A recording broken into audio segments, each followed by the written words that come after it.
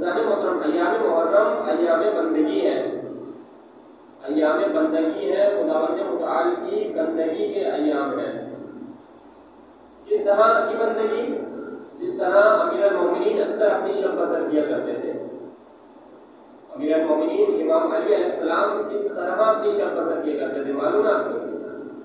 एक शख्स दौड़ता हुआ एक मरतबा जनाब सैयदा के घर तशरीफ लाता है, बीबी सैयदा के घर तशरीफ लाता है और बीबी से कहता है कि बीबी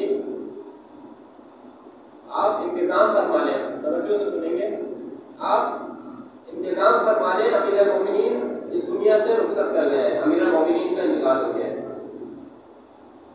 जनाब सैयदा कहती है, शख्स तूने क्या देखा, इतना परेशान क्यों है, मुझे बता तूने क्या देखा?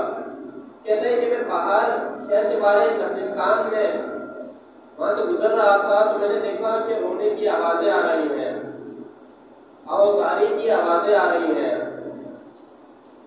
और फिर एक आवाज़ बुलंद होती है और एक शख्स है वो जमीन पर गिर जाता है। तो मैं करीब जाकर देखता हूँ तो मुझे मालूम होता है कि ये अमीरुल मोमिनीन है। तो मैं दौड़ता हुआ आपके पास तशरीफ ले आया कि आप इंतजाम फरमा लें, अमीरुल मोमिनीन इस दुनिया से रुखसत हो चुके हैं। तो बीवी कहती है कि शख्स खुदा तुझ पर रहमत नाजिल करे, तू जा अपनी शब आराम से बसर कर।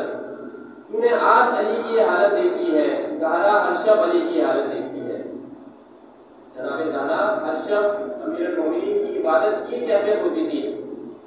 सुनते अक्सर के नमाज के लिए जब अमीरुल मोमिनीन जाते थे तो पूरा बदन कांपने लगता था, पूरा बदन इस तरह से कांपता था कि कोई देखकर ये नहीं कह सकता कि ये मर्द मैदान है।